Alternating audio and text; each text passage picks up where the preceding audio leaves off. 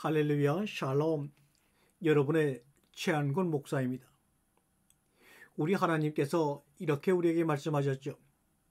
하나님의 신이 너희 가운데 임하게 되면, 하나님의 신이 너희 가운데 임하게 되면 너희의 돌 같은 마음을 부드러운 마음으로 변화시켜 줄 것이다. 이렇게 말했습니다. 아마 하나님께서 우리의 마음을 보시기에, 우리의 삶을 보시기에, 우리의 삶이 돌같이 굳어져서 변화를 일으키지 못하고 살아가는 불쌍한 삶처럼 하나님이 보시기에 보였던 것 같습니다. 내 신이, 성령이 너희 가운데 임하게 되면 오늘도 이 방송을 통하여 이 말씀의 씨앗이 여러분의 마음속에 떨어질 때 주님은 약속하시기를 여러분의 돌 같은 마음을 부드러운 마음으로 변화시키겠다. 부드러운 마음 뭡니까? 깨어진 마음입니다. 부서진 마음입니다. 우리 인간들의 가슴은 돌과 같습니다. 그래서 그것은 다른 돌에 의해서만 깨어질 수가 있음을 말씀하고 있는 겁니다.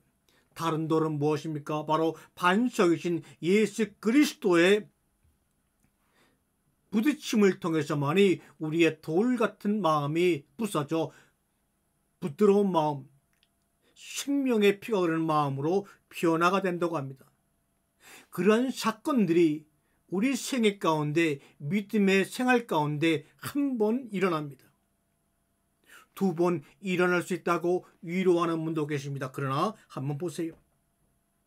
우리 삶에 두 번 일어나는 것은 하나도 없고 일어나지도 않는다.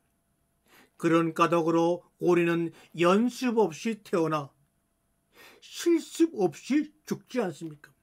어떤 하루도 되풀이되지 않고 서로 닮은 두 밤도 없습니다. 같은 두 번의 입맞춤도 없고 하나 같은 두 눈맞춤도 없고 내 발등을 흐르는 물은 한 번도 같은 물이 없습니다.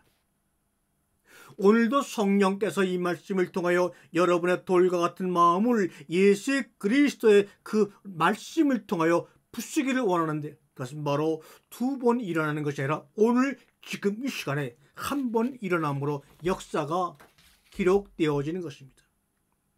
그러기 위해서는 세미한 가운데서 반석으로 임하시는, 불같이 임하시는 하나님의 소리를 들어야 합니다. 그런데 현대인들도, 예수를 믿지 않는 사람도 이 시대는 신의 소리를 듣기가 참 어려운 시대다, 이렇게 얘기합니다.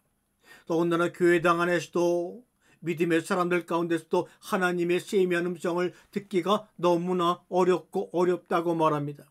왜 그럴까요? 여러분의 믿음이 부족해서요, 행위의 노력이 부족해서요, 다양한 이유를 댈 수가 있지만 어려운 데서,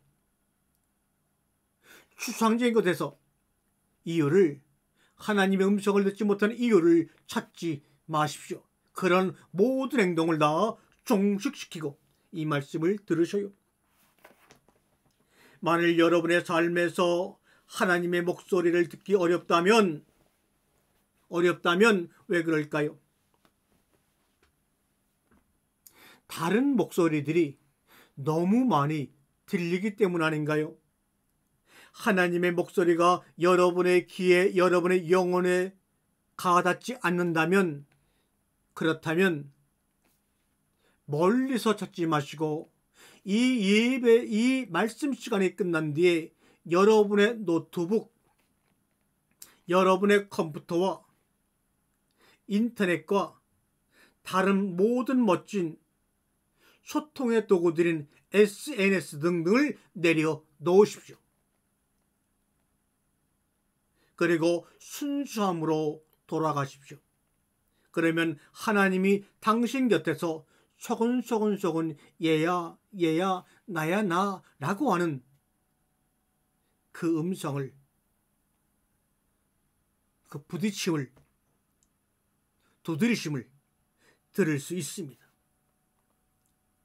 우리가 하나님을 믿는다, 믿습니다, 아멘, 할렐루야, 이런 것을 우리가 7, 80년대, 90년대 참으로 많이 강요했는데 한 것이 아니라 강요 받았다고 저는 합니다. 진정 여러분이 하나님을 믿는 것에 대해서 한번 곰곰이 생각해 본 적 있습니까? 그냥 분위기에 휩쓸려서 믿습니다, 아멘으로 모든 것을 넘어가 버리지 않았는지요? 아무런 열정도, 마음의 갈등도, 불확실한 것도, 의심도, 심지어는 좌절도 없이 하나님을 믿는 사람들은 절대로 하나님을 믿는 것이 아닙니다. 그는 다만 하나님에 관한 생각을 믿고 있을 뿐입니다. 여러분의 진정으로 하나님을 믿는다면, 2000년 전에 본 적도 없는 그 젊은 예수를 믿는다면 어떻게 마음에 갈등이 없어요? 어떻게 마음에 불확실한 것이 없어요? 어떻게 마음에 의심이 없어요? 어떻게 마음에 좌절이 없어요? 그런데도 아멘 한다면 여러분은 하나님을 믿고 온 것이 아니라 목사님들이 말하고 성경의 가르침을 통한 그런 다양한 하나님에 관한 생각만을 하고 있을 뿐임을 인정하십시오. 진정으로 여러분이 궁금해한다면, 하나님 아버지를 진정으로 사랑한다면 우리 영혼 속에서 질문이 멈출 수가 없는 겁니다. 질문하려고 하는 성도들의 아름다운 삶을 우리 목사들은 막지 말아야 합니다. 더 질문하도록 그 셈을 터줘야 합니다. 강이 있었습니다. 그 강은 머나먼 산에서 시작해 마을과 들판을 지나 마침내 오랜 시간 끝에 사막에 이르렀습니다. 강은 곧 알게 되었습니다. 사막으로 들어가기만 하면 자신의 존재가 사라져 버린다는 것을 말입니다. 그때 사막 한가운데서 어떤 목소리가 들려왔습니다. 바람이 사막을 건널 수 있듯이 강물도 건널 수 있단다. 그 이야기를 듣고 강은 고개를 저었습니다. 아니에요, 아니에요. 사막으로 달려가기만 하면 강물이 흔적도 없이 모래 속으로 사라져 버린다고요. 바람은 공중을 날 수 있기에 문제없이 사막을 건널 수 있는 것이라고 항변합니다. 사막의 목소리가 말합니다. 그 바람에게 너 자신을 맡겨라. 너를 증발시켜 바람에 실어라. 이렇게 이야기합니다. 하지만 두려움 때문에 강은 차마 자신의 존재를 버릴 수가 없었습니다. 포기할 수가 없었습니다. 그때 문득 어떤 기억이 떠오르는 거예요. 언젠간 바람의 팔에 안겨 실려가던 일이 말입니다. 그리하여 강은 자신을 증발시켜 바람의 다장한 팔에 안겼습니다. 바람은 가볍게 수증기를 안고 높이 날아올라 수백리 떨어진 건너편 산꼭대기에 이르러 살며시 대지에 피를 떨구었습니다. 그래서 강이 여행하는 법은 사막 위에 적혀있다는 말이 전해지게 된 것입니다. 그래서 예수님은 이스라엘 백성들을 430년 종살이 가운데서 광야로 사막으로 인도한 것이요, 예수도 공공하고 힘들 때마다 사막으로 가 기도한 것입니다. 모든 믿음의 선배들이 그랬습니다. 여러분이 지금 사막과 같은 척박한 땅 위에 놓여 있다면 그 사막 위에 적혀있는 인생을 여행하는 법을 아마 그 자리에서 들을 수가 있을 것입니다. 그것은 바로 사막에서 들려오는 하나님의 세미한 소리입니다. 모세도 들었습니다. 엘리야도 들었습니다. 에레미야도 들었습니다. 바울도 들었습니다. 우리의 예수님도 들으셨던 그 소리를 말입니다. 저는 이 시대를 바라보면서 너무나 마음이 아프고 가슴이 답답함을 느낍니다. 여러분은 어떠시는지요? 조금만 시내 나가도 건물은 높아졌지만 우리의 인격은 더 작아졌습니다. 고속도로는 넓어졌지만 인간의 시야는 더욱더 좁아지고 있습니다. 소비는 많아졌지만 더 가난해지고, 더 많은 물건을 쇼핑하지만 기쁨은 줄어들었습니다. 집은 점점 커지고 멋져가지만 가족들은 점점 줄어서 홀로 사는 사람이 많습니다. 더 편리해졌지만 시간은 더없이 부족해진 삶입니다. 학력들은 높아졌지만 상식은 부족하고, 지식은 많아졌지만 판단력은 모자르고, 전문가들은 늘어났지만 문제는 더 많아졌고, 약은 많아졌지만 건강은 더 나빠진 모습을 보고 눈물을 흘립니다. 너무 분별 없이 소비하고, 너무 적게 웃고, 너무 빨리 운전하고, 너무 성급히 화를 냅니다.